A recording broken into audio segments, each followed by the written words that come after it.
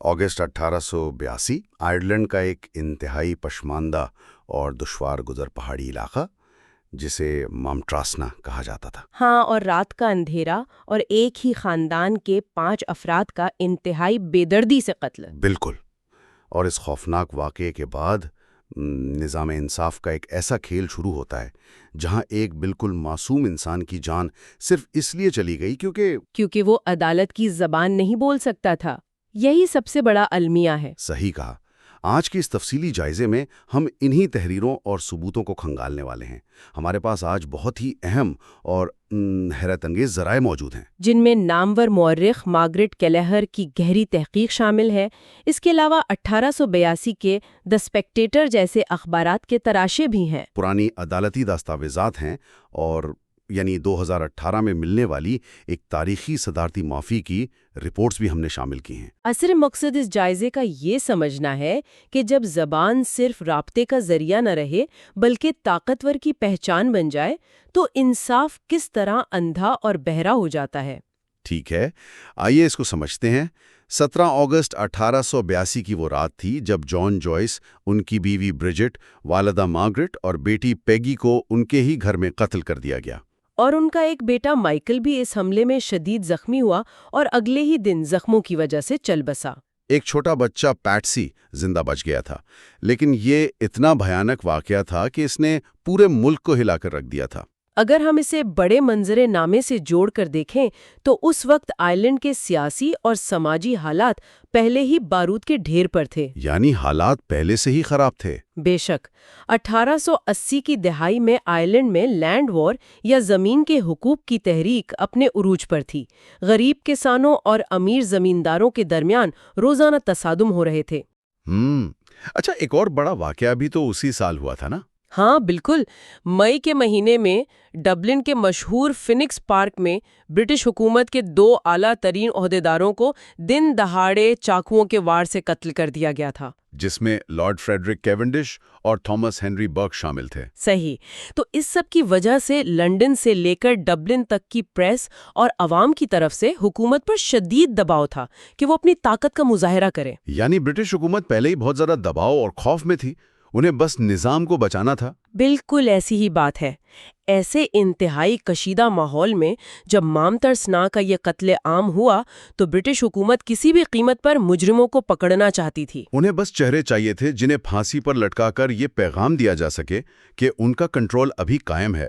یہی وہ سیاسی پس منظر تھا جس نے ایک بہت بڑی ناانصافی کی بنیاد رکھی۔ اور اس دباؤ کا اثر زمین پہ فوراً نظر بھی آنے لگا۔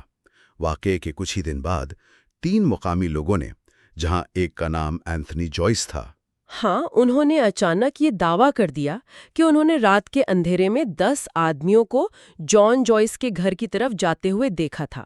ان کی اس گواہی پر مقامی پولیس نے فوراً حرکت میں آتے ہوئے ان 10 افراد کو گرفتار کر لیا۔ اور ان گرفتار ہونے والوں میں مائلز جوائس نام کا ایک شخص بھی شامل تھا، جس کی کہانی آج ہمارا مرکز ہے۔ اور یہاں سب سے حیران کن بات یہ ہے کہ حکومت نے ان مخبروں کو 1250 پاؤنڈ کی بھاری رقم انعام کے طور پر دی۔ 1882 میں 1250 پاؤنڈ، جو کہ اس زمانے میں ایک کھلی رشوت تھی۔ میں بھی یہی سوچ رہا تھا، ایک عام انسان کی پوری زندگی کی کمائی سے بھی زیادہ۔ اسے اگر ہم حقیقت کی نظر سے دیکھیں تو یہ خون کی قیمت یعنی بلڈ منی کے سوا اور کچھ نہیں تھی۔ کیونکہ مامترسنا ایک ایسا علاقہ تھا جہاں لوگ بھوک اور افلاس کا شکار تھے۔ فصلیں تباہ ہونے کی وجہ سے لوگ فاقوں پر مجبور تھے۔ ایسے حالات میں اتنی بڑی رقم کسی کو بھی جھوٹی گواہی دینے پر مجبور کر سکتی تھی۔ یہ کوئی حیرت کی بات نہیں۔ اور اس سب میں جو سب سے دردناک پہلو سامنے آیا وہ یہ تھا کہ جن 10 افراد کو گرفتار کیا گیا ان میں سے 8 صرف اور صرف آئرش زبان بولتے تھے۔ انہیں انگلش کا ایک لفظ نہیں آتا تھا۔ 10 میں سے صرف 2 لوگ ایسے تھے جو تھوڑی بہت انگلش بول اور سمجھ سکتے تھے۔ ان کے نام اینٹنی فلبن اور ٹامس کیسی تھے۔ اور انہی 2 انگلش بولنے والوں پر حکومت نے اور استغاثہ نے سب سے پہلے اپنا داؤ کھیلا۔ انہوں نے ان دونوں کو الگ کیا اور نفسیاتی دباؤ ڈالا۔ پولیس نے انہیں بتایا کہ اگر وہ وعدہ معاف گواہ بن جائیں اور باقی 8 لوگوں کے خلاف گواہی دے دیں تو ان پر سے قتل کے الزامات ہٹا لیے جائیں گے۔ رخ ایک ایسی طرف مڑ گیا جہاں سچائی کی کوئی اہمیت نہیں رہی تھی۔ یہ حکمت عملی واضح طور پر دکھاتی ہے کہ اس مقدمے میں لسانیات یعنی زبان نے سب سے اہم کردار ادا کیا، جو لوگ حکومت کی زبان بول سکتے تھے انہوں نے خود کو بچا لیا، اور جو لوگ اس نظام کی زبان نہیں سمجھتے تھے، جنہیں اپنے دفاع میں ایک جملہ تک کہنا نہیں آتا تھا، انہیں بلی کا بکرا بنا دیا گیا۔ یہاں آ کر بات واقعی بہت دلچسپ ہو جاتی ہے، کیونکہ حکومت نے سزا کو یقینی بنانے کے لیے ایک اور بڑا قدم اٹھایا۔ انہوں نے پریونشن آف کرائم ایکٹ 1882 کا سہارا لیا۔ یہ ایک نیا قانون تھا جو حالیہ واقعات کے بعد لایا گیا تھا تاکہ حکومت اپنے فیصلے تیزی سے نافذ کر سکے۔ اس قانون کا استعمال کرتے ہوئے حکومت نے مقدمے کو مقامی عدالت یعنی گالوے سے اٹھا کر سیدھا کیپٹل ڈبلن منتقل کر دیا۔ جو کہ ایک بہت بڑا لسانی اور ثقافتی جھٹکا تھا ملزمان کے لیے۔ بالکل، گالوے وہ علاقہ تھا جہاں کے لوگ مجرموں کی زبان، ان کی ثقافت اور رہن سہن سے واقف تھے۔ لیکن اسے ڈبلن منتقل کرنے کا مقصد بالکل واضح تھا۔ وہاں ایک اسپیشل جوری تشکیل دی گئی، اور یہ جوری کن لوگوں پر مشتمل تھی؟ سب امیر، پڑھے لکھے شہری اور خالص انگلش بولنے والے پروٹیسٹنٹ افراد۔ ان جوری والوں کا ان دیہاتی، پسماندہ اور صرف آئرش بولنے والے کیتھولک افراد سے دور دور تک کوئی تعلق نہیں تھا۔ دی اسپیکٹیٹر کے اس وقت کے اخباری تراشوں میں ان ملزمان کو سیویجز اور پریمیٹیو جیسے الفاظ سے پکارا گیا۔ انہیں ایسے پیش کیا گیا جیسے وہ کسی اور دنیا کی مخلوق ہوں۔ اس تبادلے نے عدالت کو ایک بالکل ہی الگ دنیا میں تبدیل کر دیا، جہاں ملزمان کو پہلے دن سے ہی انسان سے کمتر سمجھا جا رہا تھا۔ اور اس مقدمے کی عدالتی کارروائی کا حال تو اس سے بھی زیادہ خوفناک تھا۔ مائلز جوائس اور اس کے ساتھی عدالت میں کھڑے تھے اور پوری کارروائی انگلش میں ہو رہی تھی۔ ایسی صورتحال میں قانون کا یہ بنیادی تقاضا ہوتا ہے کہ ایک غیر جانبدار مترجم فراہم کیا جائے۔ لیکن عدالت نے کسی آزاد مترجم کے بجائے ایک پولیس افسر کانسٹیبل ایونز کو یہ ذمہ داری سونپ دی۔ اب آپ خود سوچئے کہ ایک پولیس افسر جو خود استغاثہ کا حصہ ہو، وہ کہاں تک غیر جانبدار ہو سکتا تھا؟ یہ تو کھلی ناانصافی تھی، اور کیلہر کی تحقیق میں ایک ٹیکنیکل خامی بھی نمایاں ہے اس حوالے سے۔ کانسٹیبل ایونز کی آئرش زبان کا جو لہجہ تھا وہ السٹر کے علاقے کا تھا، جبکہ مائلز جوائس اور اس کے ساتھی کونتھ کا لہجہ بولتے تھے۔ یہ دونوں لہجے ایک دوسرے سے اتنے مختلف تھے کہ عام گفتگو میں بھی انہیں ایک دوسرے کی بات سمجھنے میں دشواری ہوتی تھی۔ یہ بالکل ایسا تھا کہ عدالت نے صرف نام کے لیے ایک مترجم کھڑا کر دیا ہو، اس کا کوئی فائدہ نہیں ہوا۔ اور اس مترجم نے کیا کیا؟ جب وعدہ معاف گواہوں نے انگلش میں مائلز جوائس پر قتل کا الزام لگایا تو کانسٹیبل ایونز نے ان الزامات کا ترجمہ کر کے مائلز کو سنایا ہی نہیں۔ ایک شخص عدالت کے کٹہرے میں کھڑا ہے، اس پر اس کی زندگی کا سب سے بڑا الزام لگایا جا رہا ہے اور اسے خبر تک نہیں۔ اسے پتہ ہی نہیں کہ اس کے سامنے کھڑے لوگ اس کی موت کے پروانے پر دستخط کر رہے ہیں۔ اس حوالے سے ایک اور انتہائی اہم بات جو ہسٹوریکل ڈاکیومنٹس میں ملتی ہے وہ یہ ہے کہ استغاثہ کے وکیل جارج بولٹن نے ایک بہت ہی اہم ثبوت جان بوجھ کر عدالت سے چھپایا۔ اور یہ اس عدالتی ناانصافی کا سب سے تاریک حصہ ہے۔ حملے والی رات جو لڑکے زندہ بچ گئے تھے، انہوں نے پولیس کو اپنے پہلے بیان میں کیا بتایا تھا؟ انہوں نے واضح طور پر بتایا تھا کہ حملہ آوروں کے چہرے کالے تھے۔ انہوں نے بلیکنڈ فیسز کا ذکر کیا تھا۔ رات کے گھپ اندھیرے میں جہاں روشنی کا کوئی انتظام نہیں تھا، کالے چہروں کے ساتھ کسی کی بھی شناخت کرنا ناممکن تھا۔ اگر یہ بیان جوری کے سامنے پیش کر دیا جاتا تو ان 3 مخبروں کے دعوے بالکل جھوٹے ثابت ہو جاتے جنہوں نے 10 افراد کو چہرے سے پہچاننے کا دعویٰ کیا تھا۔ لیکن جارج بولٹن نے یہ ثبوت فائل میں دبا دیا۔ اس سے صاف ظاہر ہوتا ہے کہ نظام انصاف کو سچائی سے کوئی دلچسپی نہیں تھی۔ انہیں بس ان افراد کو موت کے گھاٹ اتارنا تھا۔ جوری کو بھی اس بات کی کوئی فکر نہیں تھی کہ سچ کیا ہے۔ اس پوری یک طرفہ عدالتی کارروائی کے بعد جب مائلز جوائس کا مقدمہ ختم ہوا تو جوری نے فیصلہ کرنے میں صرف 6 منٹ لگائے۔ صرف 6 منٹ! سوچنے والی بات ہے۔ ایک بے گناہ کو موت کی سزا سنا دی گئی بنا کسی غور و فکر کے۔ جب جج نے موت کا فیصلہ سنایا تو مائلز جوائس کو اس وقت تک کچھ سمجھ نہیں آیا جب تک مترجم نے اسے روکھے انداز میں آئرش میں نہیں بتایا۔ ایک مصنف نے بعد میں لکھا کہ جج اس دیہاتی کے لیے ایسے ہی اجنبی تھا جیسے کانسٹینٹنوپول میں بیٹھا کوئی ترک جج۔ وہ بس ایک گونگے اور بہرے انسان کی طرح بے بس کھڑا رہا۔ اس سے ایک اہم سوال پیدا ہوتا ہے، کیا اس وقت انصاف کی آنکھوں پر پٹی اس لیے بندی تھی کیونکہ ملزم غالب نظام کی زبان نہیں بولتا تھا؟ کیا صرف سسٹم کی زبان کا نہ آنا قانون کے نظر میں موت کی سزا کا جواز بن گیا تھا؟ یہ بہت تکلیف دہ سوال ہے۔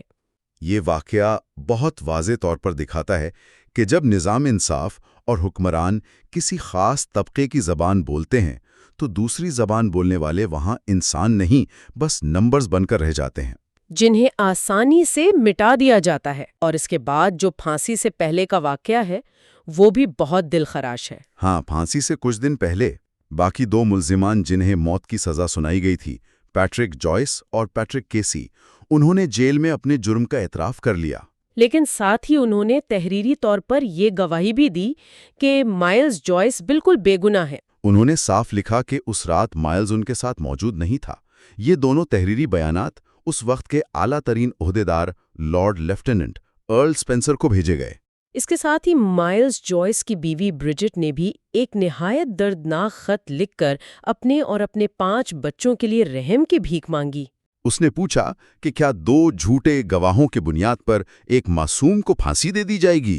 لیکن حکومت کے کان پر جوں تک نہیں رینگی۔ ارل اسپینسر نے یہ تمام اپیلیں آخری وقت کے ثبوت سب مسترد کر دیے۔ اور پھر وہ دن آیا جس نے آئرلینڈ کی تاریخ میں ایک نہایت سیاہ باب کا اضافہ کیا۔ 15 دسمبر 1882 کو گیلوے جیل میں پھانسی کا انتظام کیا گیا۔ کیلہر کی تحقیق اس مقام پر بہت ہی رلانے والی تفصیلات فراہم کرتی ہے۔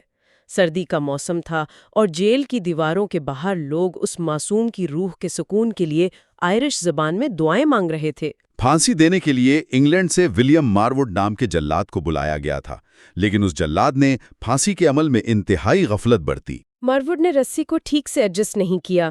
جب تخت گرایا گیا تو مائلز کی گردن کی ہڈی نہیں ٹوٹی، جیسا کہ پھانسی میں عام طور پہ ہونا چاہیے تاکہ موت فوراً واقع ہو جائے۔ اس کے بجائے رسی پھنس گئی۔ وہاں موجود گواہوں، جن میں ڈاکٹر اور ایک پریسٹ فادر گریون شامل تھے، ان کی رپورٹس بتاتی ہیں کہ مائلز کئی منٹ تک رسی سے لٹکتا ہوا تڑپتا رہا۔ اس کی موت گردن ٹوٹنے سے نہیں بلکہ گلا گھٹنے یعنی اسٹرینگولیشن سے ہوئی۔ جلاد رسی کو ٹھیک کرنے کے لیے اسے پاؤں سے دھکے دے رہا تھا۔ ایک اور گواہ کے مطابق جلاد نے غصے سے بودرٹ کہا کیونکہ رسی ٹھیک نہیں ہو رہی تھی۔ یہ ایک ایسی اذیتناک موت تھی جو اس بے گناہ کو ایک جھوٹے نظام کے تحت دی گئی۔ پھانسی کے تختے پر اس کی آخری آواز، اس کے آخری الفاظ صرف اس کی مادری زبان آئرش میں تھے۔ اس نے بار بار کہا تامے آئر اماخت، جس کا مطلب ہے میں جا رہا ہوں۔ اس نے آواز بلند کر کے وہاں موجود افسران سے کہا کہ میں خدا کے حضور جا رہا ہوں۔ میں اس پیدا ہونے والے بچے کی طرح معصوم ہوں۔ میرا اس قتل میں کوئی ہاتھ نہیں۔ اخبارات میں بعد میں یہ تک بیان کیا گیا کہ جلاد ماروڈ مائلز کو دھکے دے رہا تھا اور اسے گالیاں دے رہا تھا کیونکہ وہ اس کی آئرش زبان سمجھ نہیں پا رہا تھا۔ زبان کا یہ تصادم یہ نہ سمجھی، اس کی موت کے آخری اور انتہائی تکلیف دہ لمحات تک اس کے ساتھ رہی۔ ایک بالکل معصوم انسان جسے نہ عدالت سمجھ سکی نہ جلاد، اس نے اس غلط فہمی اور ظالمانہ نظام کی بھینٹ چڑھ کر اپنی جان گنوا دی۔ تو اس سب کا مطلب کیا ہے؟ پھانسی کے بعد باقی جو 5 ملزمان تھے ان کا کیا بنا؟ انہوں نے جب یہ دیکھا کہ 3 لوگوں کو اس بے دردی سے پھانسی دے دی گئی ہے تو انہوں نے موت کے ڈر سے جھوٹا اعتراف جرم کر لیا۔ ان تاریک کوٹریوں میں سسکاتے ہوئے اپنی زندگیاں کھو دیں۔ اس ہولناک واقعے کا عوام اور جیل کے عملے پر نفسیاتی اثر اتنا گہرا تھا کہ پھانسی کے کچھ ہی عرصے بعد عجیب و غریب کہانیاں مشہور ہونے لگی۔ ہاں، بھوت کی کہانیاں۔ جنوری 1883 میں پھانسی کے صرف 1 مہینے بعد گلوے جیل میں گارڈ کی ڈیوٹی پر مامور 2 فوجیوں نے دعویٰ کیا کہ انہوں نے مائلز جوائس کے بھوت کو دیکھا ہے۔ ان کے بیان کے مطابق رات کے پہر ایک لمبا سایہ ان کے قریب آیا، اس نے ان کی رفلوں کو چھوا اور پھر غائب ہو گیا۔ یہ دعوے اتنے سنگین اور خوفناک بن گئے کہ نیوجنٹ نام کے پبلشر نے اس پر ایک مکمل پیمفلٹ چھاپ دیا، جس کا عنوان تھا full report of the appearance of the ghost of Miles Joyce in Galway jail. اس واقعے نے جیل کے عملے کو اس قدر خوفزدہ کر دیا تھا کہ وارڈنز اور میٹرنز نے تبادلے کی درخواستیں دے دیں۔ اصل میں یہ بھوت کی کہانیاں صرف کوئی وہم نہیں تھیں، بلکہ اس اجتماعی عوامی بے چینی اور گلٹ کا اظہار تھیں جو ایک معصوم کی ایسی بھیانک موت کے بعد محسوس کی جا رہی تھی۔ بالکل، اور سچائی پر چادر چاہے جتنی بھی موٹی ڈال دی جائے، وہ وقت آنے پر خود ہی باہر آ جاتی ہے۔ آخرکار 1884 میں وعدہ معاف گواہ تھامس کیسی کا ضمیر جاگ اٹھا۔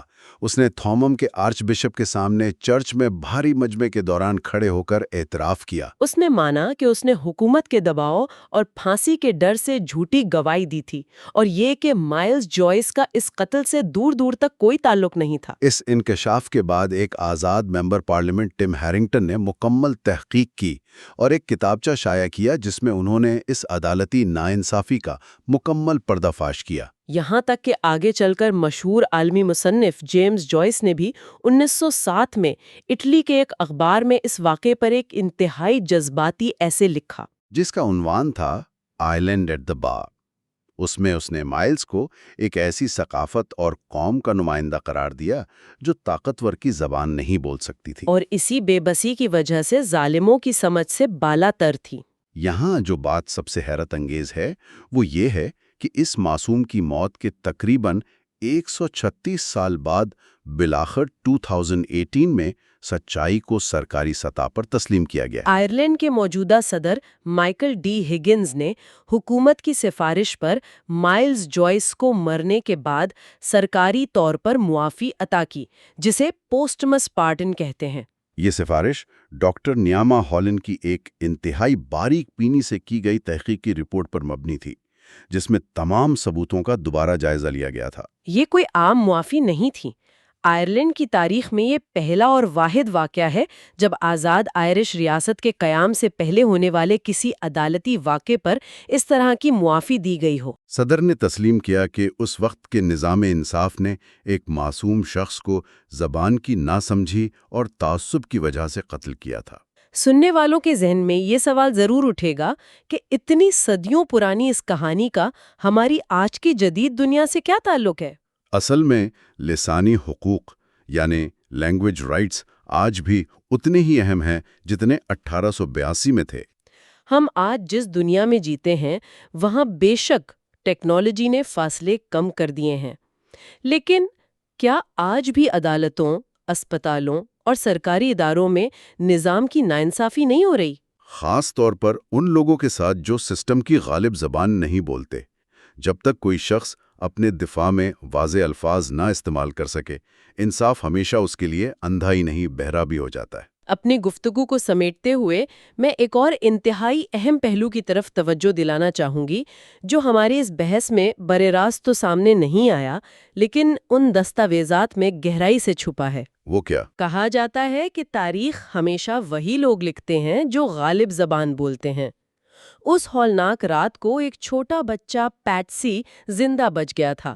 وہ بچہ بھی صرف اور صرف آئرش زبان بولتا تھا۔ ہاں، جس کا ذکر ہم نے پہلے کیا تھا۔ جب اسے عدالت میں گواہی کے لیے پیش کرنے کی کوشش کی گئی تو عدالت نے اس کی گواہی کو قابل اعتبار نہیں سمجھا کیونکہ وہ سسٹم کی زبان نہیں جانتا تھا۔ اگر اس بچے کی آئرش زبان میں دی گئی گواہی کو انگلش عدالت میں قابل قبول سمجھا جاتا تو تصویر بالکل مختلف ہوتی۔ بالکل، اس کے بیان کو جس میں اس نے حملہ آوروں کے کالے چہروں کا واضح ذکر کیا تھا اہمیت دی جاتی تو شاید تاریخ کا یہ سیاہ باب کبھی لکھا ہی نہ جاتا۔ یہ واقعہ واقعی ہمیں اس گہری سوچ میں مبتلا کرتا ہے کہ جب زبان آپس میں سمجھنے کا ذریعہ بننے کے بجائے ریاست کے ظلم اور فرق کا ہتھیار بن جائے تو انصاف کا چہرہ کس قدر بھیانک ہو جاتا ہے۔ اور معصوم لوگ بس اپنے الفاظ ڈھونڈتے ڈھونڈتے موت کی وادی میں اتر جاتے ہیں۔ یہ ایک ایسی سنگین فکر ہے جس پر سننے والوں کو ضرور غور کرنا چاہیے۔ زبان کا رشتہ صرف الفاظ سے نہیں ہوتا، بلکہ کسی کے وجود، اس کی پہچان اور اس کے انصاف سے بھی سیدھا جڑا ہوتا ہے۔ صحیح بات ہے، یہ ایک بہت بڑا سبق ہے ہم سب کے لیے۔ اسی گہرے خیال کے ساتھ ہم اس تفصیلی جائزے کو یہیں روکتے ہیں۔ امید ہے اس تاریخی سفر سے بہت کچھ نیا اور مختلف جاننے کو ملا ہوگا۔ پھر ملیں گے۔